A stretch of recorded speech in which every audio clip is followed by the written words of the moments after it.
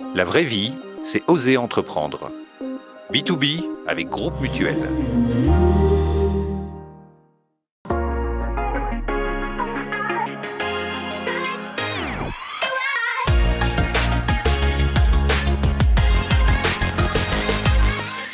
Bonjour à toutes et à tous, content de vous retrouver pour ce nouvel épisode de B2B. Bonjour Frédéric. Bonjour Vincent. Vincent, savez-vous ce qu'est un CEO booster? Pas du tout, Voilà. on Posera- apprend tous les jours. Exactement, on posera la question à notre invité qui en emploie un en ce moment. Notre invité a créé API, une PME romande qui propose des services informatiques. Une PME par ailleurs familiale, puisque donc le fondateur y a fait venir son épouse et il y a peu son fils. Rencontre avec Maxime Boros aujourd'hui.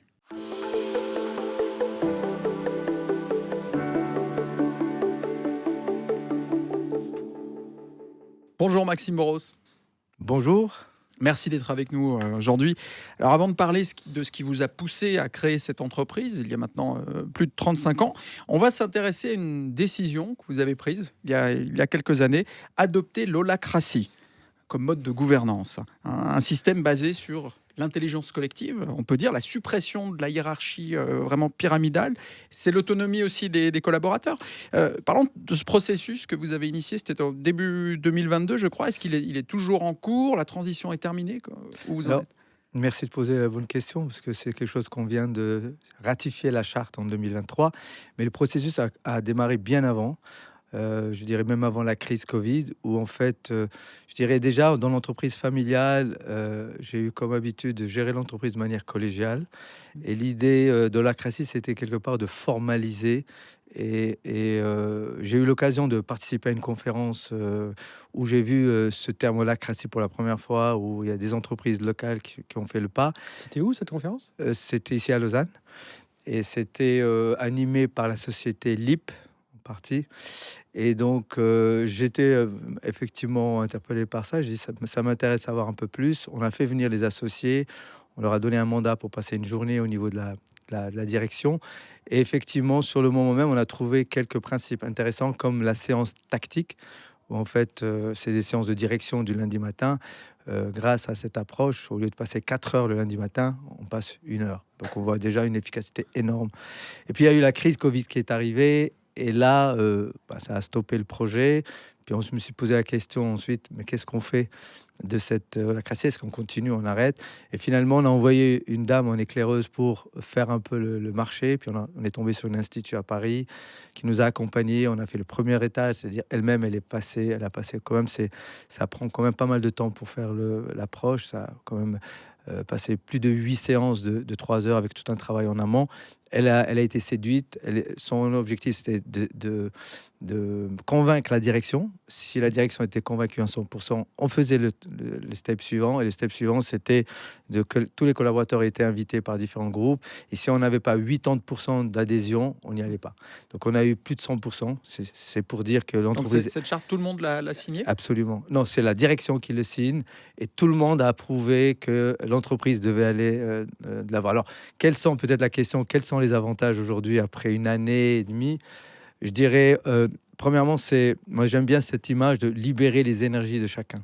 C'est-à-dire en fait donner la possibilité aux gens de s'exprimer, aux gens de prendre des décisions à leur niveau avec le périmètre qui leur est octroyé, et donc d'avoir un sens à ce qu'ils font. Et effectivement, c'est ce qu'on appelle aussi en management agile.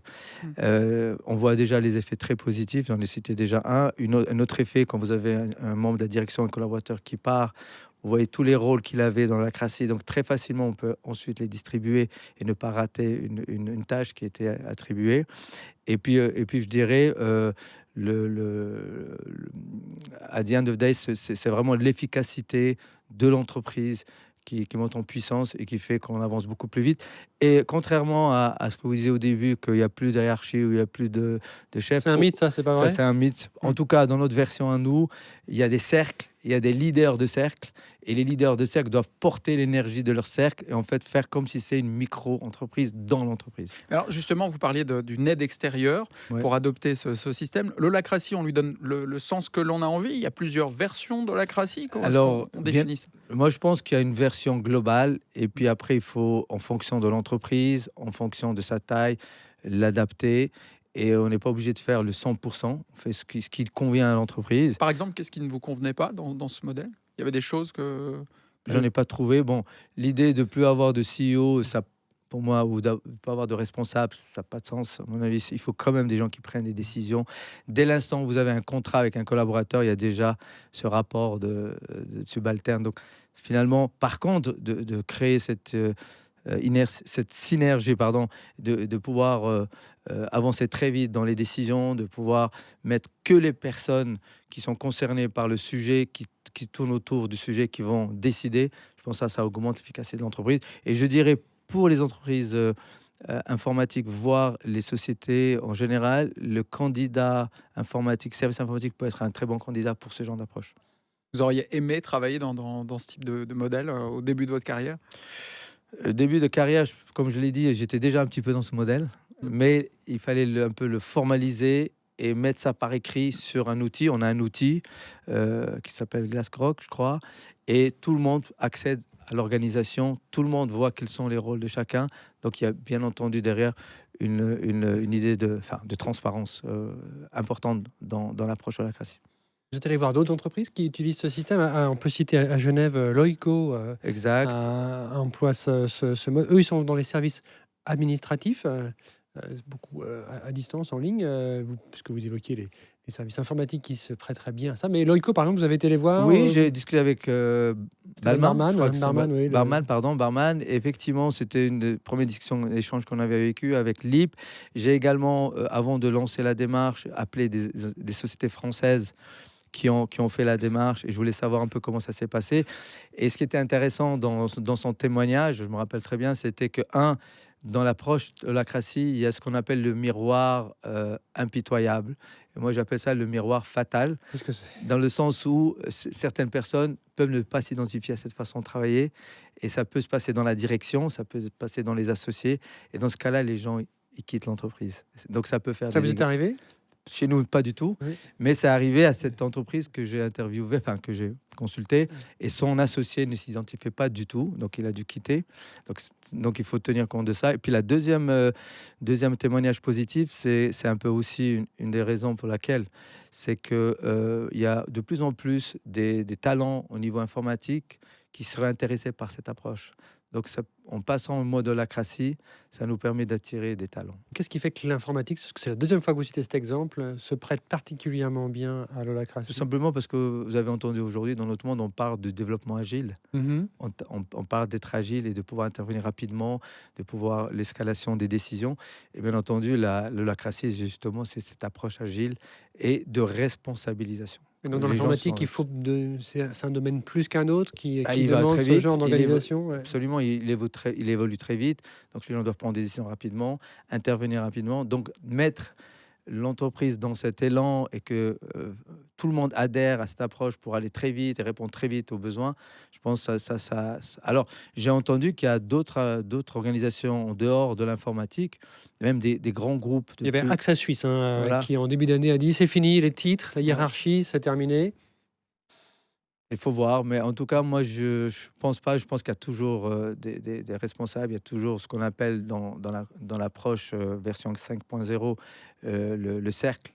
Et il y a toujours un leader de cercle. C'est-à-dire le leader, c'est celui qui est responsable, qui porte ce cercle. Un leader qui, sous ce modèle-là, ne peut pas imposer, doit convaincre. C'est ce que disait Pascal Meyer. Coca.ch est passé aussi à ce mode-là. Vous devez convaincre les collaborateurs de votre entreprise d'une idée? Les convaincre, puisqu'on a fait la démarche et tout le monde était convaincu. Mais les convaincre dans l'opérationnel. Et après, dans l'opérationnel, il y a une séance. Dans l'holacratie, il y a 2 séances très importantes. Il y a la séance, ce qu'on appelle aujourd'hui plus tactique, mais de triage. Aujourd'hui, c'est le nom qu'elle porte. Ça veut dire, en fait, vous passez en séance de direction et vous triez les points et vous décidez très vite. Si un point doit prendre beaucoup plus que 3-4 minutes, mais il passe en projet et les gens concernés doivent travailler là-dessus et revenir. Donc, ça permet d'aller très vite. Donc, il y a la séance de triage. Puis après, par rapport à votre question, il y a la séance de gouvernance. Et la séance de gouvernance, ça permet, si on n'est pas d'accord, d'aller en gouvernance, de discuter. Et tant qu'on n'a pas levé les objections, on peut pas aller de l'avant avec le projet. Donc il y a ce qu'il faut pour pouvoir convaincre les gens. Et bien entendu, à un moment donné, si les gens, comme il peut arriver, ne sont pas convaincus, ou surtout dans la direction, ils connaissent la chanson, c'est quitter le navire et et d'aller voir ailleurs où effectivement ils seraient plus heureux. Pour le patron que vous êtes, renoncer à une partie de ce pouvoir direct, ça a été quand même un deuil à faire. Il a fallu. Non, parce que depuis le début, c'était ma façon de fonctionner. C'était à moi de convaincre Mais la quand même, direction. le formaliser, ça veut quand même dire de. Oui, ça veut dire qu'il faut le respecter. Et puis peut-être parfois, ça peut avoir quelques exceptions. Parce que ce que j'ai appris avec l'holacratie, qui est quand même positif, c'est que il y a quand même quelques limites quand on décide que les décisions au niveau direction doivent être prises à la majorité. Parce qu'il y a certaines décisions où c'est le patron, ce sont ses tripes qui parlent. Et c'est à lui de prendre la décision. Parce qu'il est aussi Donc, propriétaire, il y a son exactement. capital qui est en jeu. Il y a des choses que la famille ne veut pas céder.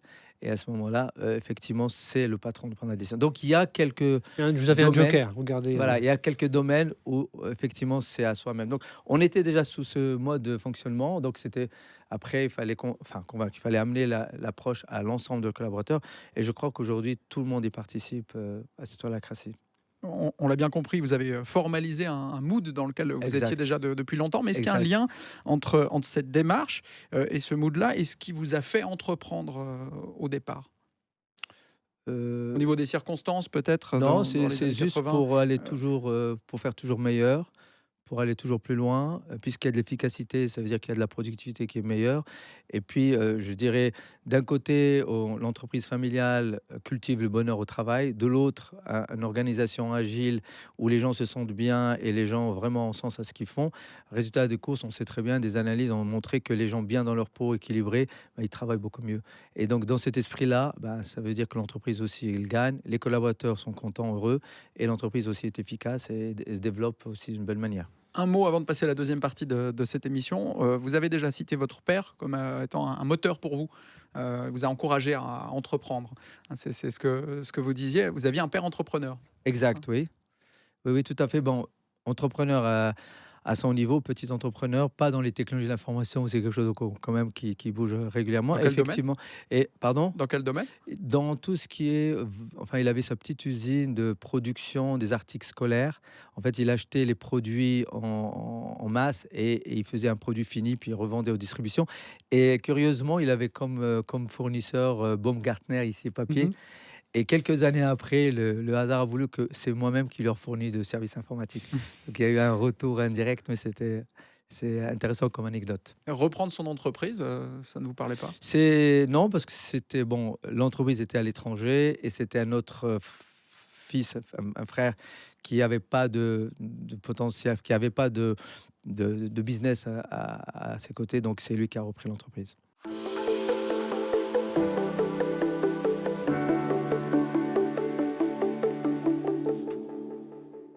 API, ce sont 3 lettres pour dire assistance professionnelle informatique. C'est comme ça qu'on l'appelait au début, l'entreprise que vous avez fondée en 1990. Aujourd'hui, à peu près 70 collaborateurs entre Lausanne, Plan-les-Ouates dans le canton de Genève et aussi Zurich.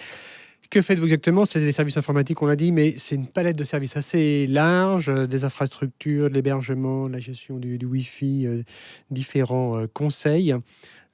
Qu'est-ce qui tire aujourd'hui? Quelle est l'activité la plus forte en ce moment? Alors, il y a 2 activités très fortes en ce moment qui sont presque équivalentes et font chacune la moitié du chiffre d'affaires. C'est notre historique, l'infrastructure, c'est-à-dire en fait la gestion de l'informatique, mais pas au niveau applicatif, mais au niveau infrastructure, poste de travail, serveur, réseau, Wi-Fi, donc sous forme de managed services, ça veut dire de plus en plus, les PME externalisent cette partie. Donc, c'est nous qui la gérons. Sur la gestion du matériel. Voilà, de gérer la gestion des infrastructures. Gérer les serveurs, gérer les accès aux serveurs, gérer la sécurité. Un utilisateur a un problème, il appelle, on va intervenir. Donc ça, c'est ce qu'on appelle la gestion d'infrastructure. On peut le faire sous forme projet ou on peut le faire sous forme externalisation. Et ce qu'on a de nouveau depuis l'année dernière, on va fêter presque... Enfin, on a dépassé déjà l'année, mais on va le fêter prochainement. C'est qu'on a maintenant un cloud souverain suisse pour les entreprises qui aimeraient que leurs données soient en Suisse, et il y en a pas mal. Et par-dessus le cloud, nous avons maintenant un SOC, c'est-à-dire une sécurité central operation, sécurité operation centrale, centralisée, c'est-à-dire qu'on a des équipes 24 hours 7 jours sur 7, qui vont monitorer les infrastructures de nos clients pour que s'il y a attaque ou quoi que ce soit, ils ferment les portes pour être sécurisés. Quand on sait ce qui s'est passé ces dernières années, je pense de plus en plus, même les PME commencent à se rendre compte qu'il faut quand même, c'est un point qu'il faut adresser au niveau de la sécurité. 2023, c'est terminé sur quel type de croissance pour vous? Alors, je reviendrai après par rapport à l'arrivée de Thiel Bobot, qui est le CEO Booster. Souvent les questions On en parlera tout de suite du CEO Booster. vous allez pousser, mais effectivement, le mandat qu'on a donné à Thiel Bobot, c'était de faire de la croissance interne. Et donc, on ne s'attendait pas beaucoup à avoir une croissance en 2023, puisqu'on a c'est une année presque, je dirais, de record, parce qu'on a une équipe de vente de plus de 10 commerciaux. Donc c'est énorme, ça fait sur 70 collaborateurs, vous pouvez imaginer. Donc on attend une année excellente 2024. On a également un indicateur pour la famille Boros qui est très important. Soirée de fin d'année, on a eu plus de 70% des collaborateurs qui ont participé, aussi bien les internes que les externes. Les externes, ce sont les gens qui sont délégués chez nos clients. Et donc, ça montre qu'il y a une très, très bonne ambiance. Et malgré l'investissement du cloud, malgré l'investissement du poste de CEO Booster, parce que c'est un cost supplémentaire, on a quand même réussi à faire une croissance de 8%. Donc, c'était une très bonne surprise. Croissance de 8% des chiffres d'affaires ou de la rentabilité? De chiffre d'affaires et rentabilité, pas de même nature, mais on est content, résultat positif malgré les investissements. Et puis, ce qui me donne à moi la possibilité de m'occuper beaucoup plus de croissance externe, on y viendra. Et nous avons quelques dossiers et nous sommes sur le point de signer de rachat d'une entreprise dans un domaine très très prisé sur le marché. Donc on veut faire aussi de la croissance externe. On y revient dans un instant, mais je voudrais terminer quand même par le tour d'horizon de ce que vous êtes. À qui on peut vous comparer comme activité, comme entreprise qui serait ici? Donc vous parlez d'infrastructures ou de serveurs, donc on pense à Infomaniac par exemple. Non, Infomaniac c'est plus la partie hébergement, mais je ne sais pas s'ils font du cloud et du managed services. On peut comparer à des Bechley. On peut comparer à des Swisscom. Un groupe allemand, hein, Bechley. Voilà, mais ils sont très présents en Suisse. Donc également à Swisscom. Au niveau de la délégation, puisqu'on a ces différents services que je parlais tout à l'heure, on avait moitié infra et moitié délégation de ressources, c'est-à-dire les entreprises nous sollicitent pour mettre des ingénieurs à leur disposition, informaticiens. Là, on a une pléthore de sociétés qui placent les gens. Donc, on trouve sur le marché une grande liste. Là, il y a beaucoup plus de monde sur le marché. Abordons maintenant le cas de ce CEO Booster. Donc, Thiel Bobot, comme vous avez déjà donné son nom, ce n'est plus vous le CEO, c'est lui. Mais qu'est-ce que ça veut dire Booster? Alors, c'est en fait l'idée. Si je retourne un petit peu à la genèse de qu'est-ce qui a donné l'idée d'avoir un CEO Booster, c'est que nous-mêmes, dans nos prestations de services, quand une entreprise cliente a un CIO, un responsable développement, un responsable infra, malade ou part à la retraite ou démissionne ou on se sépare, on a une offre, on l'a fait plusieurs fois, de proposer de mettre un responsable de transition. Comme un intérimaire. Exactement. Ouais. En attendant que l'entreprise trouve vraiment la perle rare pour pas être dans un mode stress et peut-être pas avoir le temps. Donc on fait cette transition et on a fait plusieurs fois cette opération. Et c'est là où je me suis dit, j'ai eu l'idée de me dire pourquoi je le fais pas pour moi-même, sachant que le fiston est arrivé en 2022. Nathanaël Boros a fait HEC Saint-Gall en allemand, je précise, pour le développement de la Suisse allemande. Il a fait également un master à Londres, mais il a une formation plutôt d'économiste et de management. Donc il fallait toute la coloration IT, du temps pour apprendre un peu nos produits et services. D'où il est arrivé en 2022. Il fallait le temps un petit peu d'apprendre le métier, enfin les produits. Et c'est là où j'ai eu la chance de rencontrer Thiel Bobot, qui lui-même a une formation d'informaticien, qui lui-même a créé des entreprises, qui lui-même a développé une grande entreprise dans notre secteur. Et puis, il y a quelques années, il a trouvé la conviction d'aider les entreprises à croître et à faire le deuxième étage. Et c'est là où j'ai proposé, s'il était intéressé à reprendre la direction. Donc, il sait que c'est pour une période plutôt déterminée. Vous avez absolument. fixé une date? Alors, au départ, on a fixé entre 3 et 5 ans. Ouais. Et finalement, on a vu que Nathanaël évolue très vite. Il apprend très vite. Ouais. Et finalement, ça va être plus court. Ça va être plutôt 3 que 5. D'accord. Et le mandat que donc, j'ai donné à Thiel Bobot, lui-même a dit, je suis prêt à prendre ce poste exécutif, mais pour une période limité parce qu'il voulait faire ce conseil à plusieurs Dans 3 entreprises. ans, si je calcule bien, en 2025. Exact. Vous y êtes votre fils, vraiment bien dedans. Et le mandat, c'est d'une part croissance interne, c'est-à-dire l'engagement, ce que je disais avant, d'une équipe de vente plus étoffée. Et le deuxième mandat, c'est d'accompagner, de coacher même Nathanaël pour pouvoir valider sa position. Alors, c'est clair que aussi bien pour Nathanaël que pour Thiel Bobot, c'était au CEO actuel de valider que c'est la bonne personne pour la deuxième génération pour piloter l'entreprise. Grosse pression. Absolument, quand parce que je le ne père est là. voulais pas que c'est parce que c'est le fils à papa Mhm. qu'il prenne la direction, sachant que quand même, plus de 30 ans, j'ai officié en tant que CEO et je voulais quand même qu'il y ait une continuité. Et l'envie est là de reprendre le flambeau de sa part. Absolument, absolument. Et comment s'insérer dans Non l'entreprise? seulement, une petite anecdote intéressante, non seulement que l'envie est là, il y a 4-5 ans, on s'est mis en famille pour décider de l'avenir de l'entreprise. Est-ce qu'on fait comme toutes les entreprises et on fait une belle sortie avec une belle retraite ou alors on continue? Puis Nathanaël a dit, papa, est-ce que tu es prêt avant ton troisième enfant, qui plus est le plus âgé? Donc ça voulait tout dire.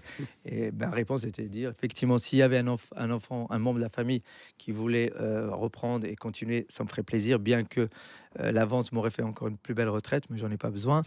Et si effectivement il y a quelqu'un, à ce moment-là, et s'il y a personne, pardon, à ce moment-là, on a une stratégie plutôt agressive, valorisation et sortie. Nous avons décidé de continuer et je pense que c'est une bonne décision parce qu'il y a très peu d'entreprises familiales dans le service informatique qui peuvent aujourd'hui présenter, il y en a quelques-unes, mais très peu, qui peuvent présenter une seconde génération. Donc ça donne aussi une perspective de long terme, ça donne une pérennité et toutes les entreprises, voire les clients, les prospects, surtout les familiales, auraient une envie de travailler avec l'entreprise familiale. Un CEO booster, votre fils le remplacerait, deviendrait CEO dans ce système Exact. holacratique. Exact. Il y a encore un titre de CEO. Absolument. Ouais, ouais. Et on a baptisé notre holacratie, on l'a appelé Apicratie. Vous avez brièvement évoqué une acquisition qui était en cours. Vous pouvez nous en dire un peu plus? Comme je suis en NDA et puis en due diligence, ce que je dois dire, c'est que ça va être une très belle opération dans un domaine de RP qui est très très demandé en Suisse romande. Et normalement, ERP en 2 mots, c'est des c'est logiciels logiciel de gestion au niveau logistique, au niveau finance, au niveau RH. Alors ceux qui connaissent bien les domaines peuvent comprendre quel type de RP on parle. Il y en a 2 ou 3 gros dans le monde et on parle d'un très gros RP. Et donc, l'idée, c'est de garder cette structure indépendante telle qu'elle est, mais surtout d'utiliser notre réseau pour pouvoir encore développer l'entreprise. Et on est en bout touchant. Je pense que d'ici fin mars, normalement, ça devrait être signé. C'est en Tous les Suisse indicateurs Suisse sont romande ou en ouverts. Suisse alémanique? Suisse romande. Alors, Suisse alémanique, on y viendra un peu plus tard, mais ça sera le travail de le Nathanaël. défi de Nathanaël. Avant de terminer cette deuxième partie, quelques mots sur le mot qui fait le buzz en ce moment, c'est l'intelligence artificielle. Pour vous, comment est-ce que ça change l'entreprise? Alors, déjà, je dirais, l'entreprise a été habituée à se remettre en question perpétuellement. Donc, on a commencé par l'infra, on est évolué vers la délégation, vers le conseil, vers le développement. Donc, on a cette habitude. Et si on fait ce métier, si on n'a pas cette habitude, il ne faut pas le faire. Mais de faire du cloud de plus en plus, c'est lié à l'intelligence artificielle? Non, ouais, bon, pas tout à fait. Le cloud, c'est plus pour que les gens n'ont plus besoin d'utiliser leur serveur, leur data center, mais surtout aussi pour avoir l'accessibilité des données partout dans le monde, surtout pour les entreprises qui voyagent ou même ceux qui ne voyagent pas, les patrons qui sont en vacances ou autres. C'est déjà agréable d'avoir ces données accessibles rapidement. Donc le cloud, c'est une chose, mais l'IA, c'est vraiment, je dirais, d'abord, c'est une question de statistiques, l'IA.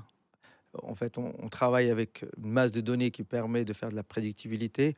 Mais je dirais aussi, une fois que ça c'est maîtrisé, c'est acquis, ça permet après de pouvoir automatiser certaines tâches et de pouvoir anticiper et prendre des décisions et aider l'être humain à aller beaucoup plus vite dans certaines décisions, dans certaines solutions. Oui, un exemple concret. Un exemple, on y est dedans.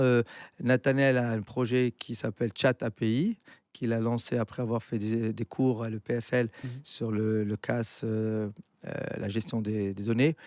Et on a mis sur le marché, on est en version 1, un chatbot pour les grands services IT qui ont un service desk étoffé, de manière à ce que certains incidents, certaines demandes puissent être automatiquement résolues par l'utilisateur lui-même. Aujourd'hui, demain, par Donc le une citoyen. interface à laquelle on s'adresse, Exactement. Et puis finalement, on a un problème, mais le système lui-même vous résout votre on problème. répond comme un humain. Avec, Exactement. Et puis après, on peut aller plus loin. Le système peut faire de l'intelligence artificielle de manière à voir les solutions qui existent sur le marché, donner à l'agent qui va répondre rapidement.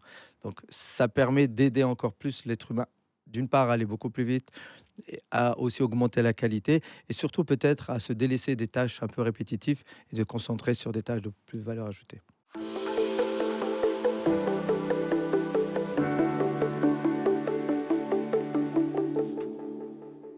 Maxime Boros, à l'heure de ChatGPT, on l'a appris il y a peu de temps, qui peut générer maintenant des vidéos à partir d'un scénario, créer son propre contenu vidéo pour une entreprise en interne. Utile ou futile? Utile. porter une montre mécanique à l'heure de l'Apple Watch pour vous, c'est utile ou futile? Utile. Acheter des bitcoins, utile ou futile? Moi, futile pour moi.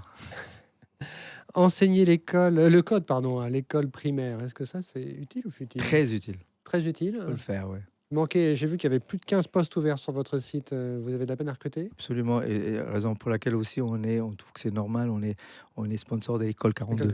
Vous avez déjà recruté des personnes Oui, dans absolument. les premières absolument. volées? Mais on n'a pas encore bien exploité ce vivier, mais effectivement, le premier investissement, c'était vraiment pour amener sa responsabilité sociale et aider les jeunes à trouver un job. Donc, dans un premier temps, c'était vraiment pour cette bonne action. Mais après, si on peut utiliser ce vivier, pourquoi pas. On avait reçu Christophe Vanière, le directeur de l'école 42, il y a quelques temps dans B2B.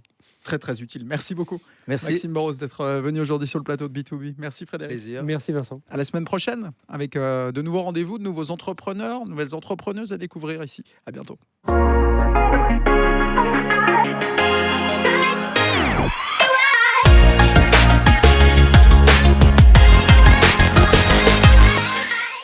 La vraie vie, c'est oser entreprendre.